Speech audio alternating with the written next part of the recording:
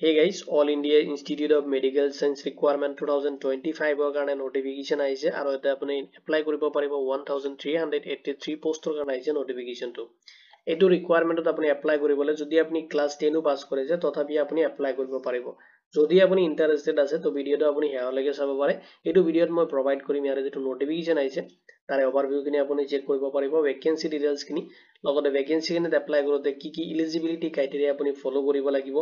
কেনেকৈ আপুনি এপ্লাই কৰিব লগতে আপোনাৰ এক্সাম সিলেকশন প্ৰসেস কেনেকৈ হ'ব তাৰ কমপ্লিট ডিটেইলছ আপুনি এই ভিডিওত চেক কৰিব পাৰিব তাও দেৰি নকৰি আজিৰ ভিডিওটো all India institute of medical science requirement 2025 ৰ কাৰণে আহিছে নোটিফিকেশনটো এতিয়া চালক যেটো ৰিকুৱাৰমেন্ট আহিছে তাৰে ওভাৰভিউ খিনি organisation all India institute of medical সায়েন্সৰ পৰা আহিছে নোটিফিকেশনটো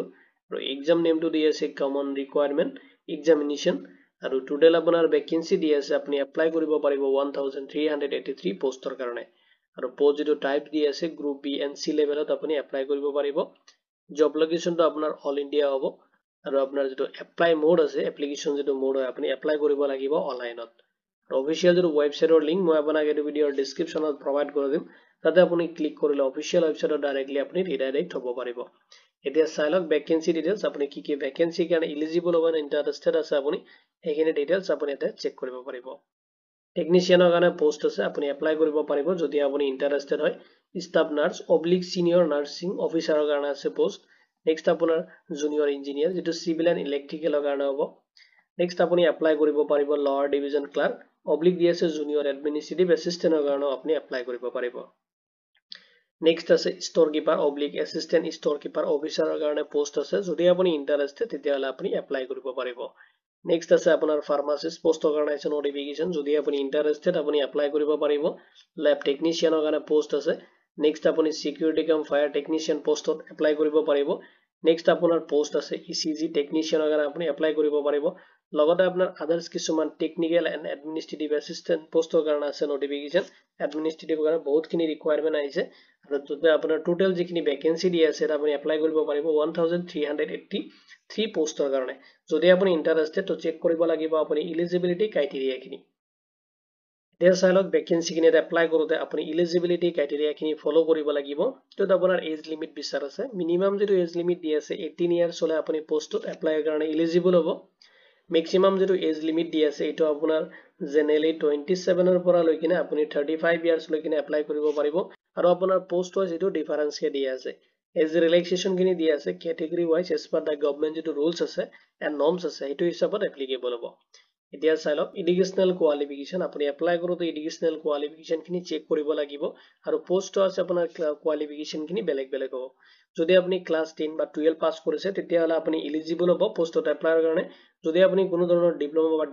ডিগ্ৰী কমপ্লিট কৰিছে ৰিলেভেন্ট ফিল্ডৰ পৰা লগতে আপুনি যদি বিএসসি কৰিছে বিএসসি নাৰ্সিং জিএনএম কোৰ্স আপুনি কৰিছে তেতিয়াহলে আপুনি ভ্যাকেন্সি কিনেতে এপ্লাই কৰোতে এলিজিবল হ'ব লগতে যদি আপুনি কোনো ধৰণৰ ইঞ্জিনিয়াৰিং ডিপ্লোমা বা ডিগ্ৰী কমপ্লিট কৰিছে তথাপি আপুনি ভ্যাকেন্সিত এপ্লাই কৰিব পাৰিব নেক্সট চাইলক যদি আপুনি গ্ৰেজুৱেট বা পোষ্ট গ্ৰেজুৱেট কৰিছে তেতিয়াহলে আপুনি এপ্লাই কৰিব পাৰিব এডমিনিষ্ট্ৰেটিভ ৰোলছত যিখিনি পোষ্ট আছে তাতে আপোনাৰ বহুতখিনি ৰিকুৱাৰমেন্ট আহিছে আপুনি এপ্লাই কৰিব পাৰিব আৰু পোষ্ট ওয়াইজ আপোনাৰ যেটো কোৱালিফিকেশন দি আছে এটো অফিশিয়াল যেটো নোটিফিকেশনৰ লিংক মই এই ভিডিওৰ ডেসক্ৰিপচনত প্ৰভাইড কৰি দিম তাতে আপুনি ক্লিক কৰিলে পোষ্ট ওয়াইজ আপুনি গোটেইখিনি ইনফৰমেশন চেক কৰিব পাৰিব এটো ৰিকুৱাৰমেন্টত আপোনাৰ যেটো সিলেকশন প্ৰসেস দি আছে ফাৰ্ষ্টত আপুনি কম্পিউটাৰ বেস টেষ্ট এটেম্প কৰিব লাগিব নেক্সট আপোনাৰ ডকুমেন্টস ভেৰিফিকেশন হ'ব নেক্সট আপোনাৰ স্কিল টেষ্ট ইফ ৰিকুৱায়াৰ যদি ৰিকুৱায়াৰ হয় তেতিয়াহলে আপোনাৰ স্কিল টেষ্ট এটেম্প কৰিব লাগিব নহলে উইদাউট স্কিল টেষ্ট আপুনি আপোনাৰ যেটো সিলেকশন প্ৰসেস সেইখিনি প্ৰসেস কমপ্লিট কৰা হ'ব নেক্সট চাইলক কেনেকৈ আপুনি এপ্লাই কৰিব তো এপ্লাই কৰিবলৈ ফাৰ্ষ্টত আপুনি ভিজিট কৰিব লাগিব অফিশিয়াল ওয়েবসাইটত যেটো লিংক মই আপোনাক এই ভিডিওৰ ডেসক্ৰিপচনত প্ৰভাইড কৰি দিম তাতে ক্লিক কৰি কিনে আপুনি ৰিকুৱাৰমেন্ট সেকশনটো চেক কৰিব আৰু তাতে যেটো ৰিকুৱাৰমেন্ট আহিছে তাতে ক্লিক কৰি দিব ক্লিক কৰি কিনে আপুনি ফাৰ্ষ্টত তাতে ৰেজিষ্ট্ৰেচন কৰিব যত আপোনাৰ বেসিক কিছুমান ডিটেইলছ তাতে ফিল আপ কৰিব নেক্সট আপুনি আপোনাৰ এপ্লিকেশন ফৰ্মটো কমপ্লিট কৰিব লাগিব যিখিনি ৰিকুৱাৰমেন্ট ডিটেইলছ আছে ফিল আপ কৰিব নেক্সট আপুনি আপলোড কৰিব লাগিব ৰিকুৱাৰমেন্ট ডকুমেন্টস লগতে ফটো সিগনেচাৰ এণ্ড সাৰ্টিফিকেট খিনি নেক্সট আপোনাৰ ক্যাটেগৰি যদি এপ্লিকেশন ফি খিনি দি আছে সেইখিনি আপুনি পেমেন্ট কৰিব লাগিব নেক্সট ফৰ্ম আপোনাৰ এপ্লিকেশন ফৰ্মটো সাবমিট কৰি দিব এজ এ ফিউচাৰ ৰেফাৰেন্সৰ কাৰণে আপোনাৰ এপ্লিকেশন একনলেজমেন্ট ৰিসিপ্ট লগতে আপোনাৰ পেমেন্ট ৰিসিপ্টটো যদি আছে আপুনি এটো প্ৰিন্ট আউট ৰাখিব ইম্পৰ্টেন্ট ডেটস খিনি চাই লওক অনলাইন যদি এপ্লিকেশন 14 নৱেম্বৰ 2025 ৰ পৰা অলৰেডি ষ্টাৰ্ট হৈছে পৰ্টেলটো খুলি দিছে যেটো লিংক মই আপোনাক এই ভিডিওৰ ডেসক্ৰিপচনত প্ৰভাইড কৰি দিম তাতে ক্লিক কৰিলে আপুনি এপ্লাই যেটো পৰ্টেল তাতে ৰিডাইৰেক্ট হ'ব পাৰিব আৰু এটো ৰিকোয়াৰমেন্টত আপুনি এপ্লাই কৰিব পাৰিব 2 ডিসেম্বৰ 2025 ৰ 5 pm লৈকিনে ইম্পৰ্টেন্স লিংকখিনি মই আপোনাক এই ভিডিওৰ ডেসক্ৰিপচনত প্ৰভাইড কৰি দিম যদি এটো ৰিকোয়াৰমেন্ট ৰিলেটেড কোনো ধৰণৰ কোৱেশ্চন থাকে আপুনি এই ভিডিওৰ কমেন্ট সেকশনত কমেন্ট কৰি দিব ভিডিওটো চোৱাৰ বাবে ধন্যবাদ দি কিনে আজিৰ ভিডিও মই ইমানতে সামৰিছো